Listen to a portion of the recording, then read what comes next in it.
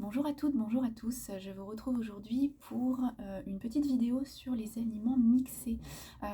J'avais envie de vous parler de ça parce que, première chose, on est en hiver, vous êtes à fond sur vos soupes et vos potages du soir.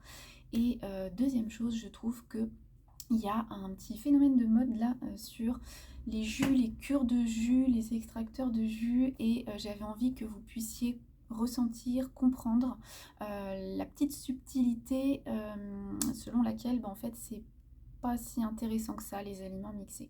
Donc avant ça, première chose, vous le savez mais je préfère le répéter, attention, on ne supprime un aliment ou des aliments de son alimentation que si c'est justifié médicalement, c'est-à-dire qu'il y a une pathologie qui fait que on ne peut pas consommer tel ou tel aliment.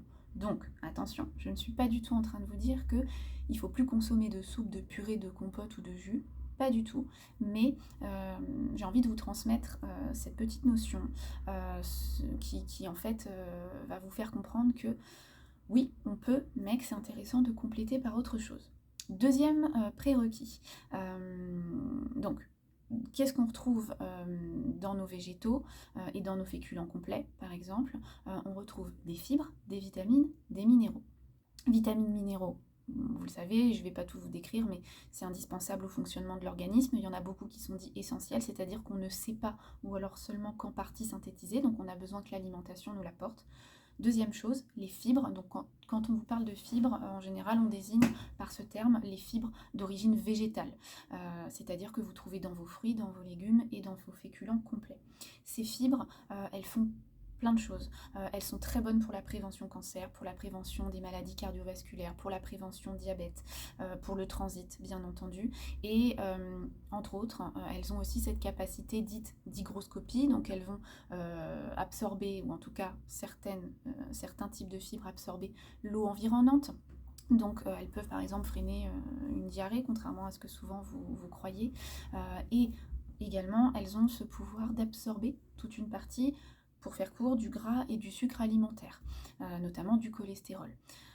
Donc, par exemple, quelque chose qui est sucré, si c'est entouré de fibres, et ben, ça va avoir un impact beaucoup moins important sur votre taux de sucre dans le sang, qu'on appelle glycémie, que si vous le mangez, ce truc sucré, tout seul. Pourquoi je vous explique tout ça? Parce que du coup, vous allez très vite comprendre ce qui se passe quand vous vous faites une soupe, une purée, une compote, un jus, en ayant ces petites notions-là. Donc, qu'est-ce qui se passe quand je cuis mon végétal, que ce soit un fruit ou un légume?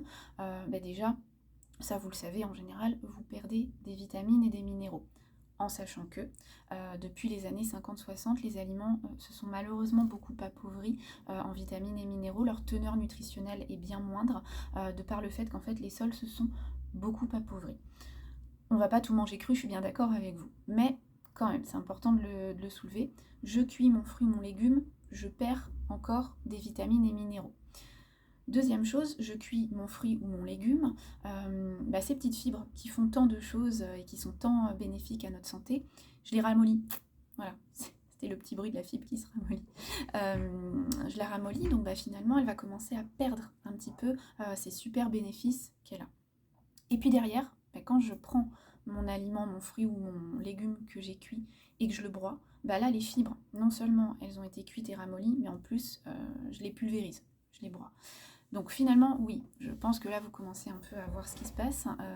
C'est que quand je me fais mon végétal sous forme de soupe, purée, compote ou jus, je perds tous ces bénéfices-là. Donc c'est pas si intéressant que ce que vous pouvez le penser. En plus, ce qu'il faut voir, quand vous êtes sur un aliment sucré, à savoir votre fruit, par exemple. Votre fruit, il est sucré, il y a du fructose, il est capable de monter votre taux de sucre dans le sang, qu'on appelle donc la glycémie. Sauf que plus un aliment qui est sucré va être en petites particules, et là c'est juste de la logique, plus il va s'absorber, se digérer rapidement. Donc plus vite il va être capable de monter votre fameuse glycémie. Je prends l'exemple du fruit, je vous le donne souvent en consultation. Vous prenez votre fruit, vous le croquez, c'est un fruit. Il y a nos fibres qui sont bien actives. Vous le prenez, vous le mettez en compote. Déjà, les fibres, elles vont beaucoup moins, voire plus, pouvoir faire leur travail de réabsorption. Et en plus, elles ne peuvent plus bien faire leur travail de réabsorption sur un aliment qui est sucré et qui a été réduit en toutes petites particules, qui donc va passer plus vite dans votre tube digestif et arriver plus vite dans votre sang que quand il était entier. Donc on se cumule, je passe plus vite dans le sang et j'ai rien qui me freine. Ce même fruit, donc vous le reprenez et cette fois vous le pressez vous-même, hein, même pas industriellement, vous le pressez vous-même et vous le buvez, c'est devenu un verre de soda. Donc, ce que je veux vous dire avec tout ça, c'est que finalement, ne croyez pas, là il y a beaucoup de trucs sur faites une cure de jus, de vitamines, etc. Faut regarder les choses dans son ensemble. C'est-à-dire que certes j'ai des bénéfices, mais si finalement mes inconvénients prennent le pas dessus, mes bénéfices sont plus si présents que ça. Donc, je ne suis pas en train de vous dire encore une fois qu'il ne faut pas consommer de soupe, de purée, de compote, de jus, pas du tout. Ce que je suis en train de vous dire, c'est qu'il faut avoir le raisonnement suivant, c'est tiens, là, bon, j'ai envie de ma soupe. Voilà. Je mange ma soupe, mais finalement, je ne suis pas vraiment sur un légume. Moi, c'est ce que je vous dis en consultation. Je ne considère pas vraiment qu'une soupe est un légume et qu'une compote est un fruit ou un jus de fruit est un fruit, de par tout ce que je vous ai expliqué là. Donc, raisonnement, tiens, j'ai envie de ma soupe, bon, je sais que mes fibres sont atteintes, qu'elles vont être moins actives, donc réflexe. Mon autre végétal du repas, à savoir mon fruit en dessert, je me le prends bien cru. J'évite de mettre la compote au même repas. Voilà. L'idéal, en gros, pour vous résumer la chose, c'est de se dire, j'essaye d'avoir à chaque repas soit le légume, soit le fruit de cru, ou les deux, ce qui est souvent le cas l'été, par exemple. Évitez, par exemple, le soir, ou à tout autre repas d'ailleurs, mais de vous faire soupe, yaourt, compote. Voilà, on n'est que sur du mixé, vous allez en plus le digérer très vite, ça va passer très vite dans la suite de votre tube digestif, donc en plus vous n'allez pas être calé, ce que je ne vous ai pas dit, mais effectivement en plus les fibres permettent d'être calé. Vous êtes sur du mou, donc c'est pas rassasiant, on a perdu les effets bénéfiques des fibres. Donc c'est pas si intéressant que ça. Petite précision sur ces fameuses cures de jus que je vois traîner un peu partout. Non, un jus de fruits n'est plus un fruit. Un jus de fruits, c'est un soda. C'est classé dans le groupe rose, dans le groupe produits sucrés, avec soda, bonbons, gâteaux, chocolat. Faites la relation. Donc quand on vous dit qu'il y a des cures de jus, en plus où le jus est dans une bouteille transparente, quand on sait que la vitamine C notamment craint la chaleur et la lumière. Voilà. Donc non, c'est pas aussi intéressant que ça. Vous êtes sur un aliment qui passe très vite dans le sang, ne vous cale pas, va vous exploser la glycémie. Donc en plus, comme derrière, vous allez avoir une légère petite baisse de votre glycémie, une hypoglycémie réactionnelle. Ça va vous donner faim, ça va vous donner des pulsions. Et pour ce qui est de vos soupes, de vos purées, etc., je suis pas rassasiant et j'ai plus l'effet des fibres.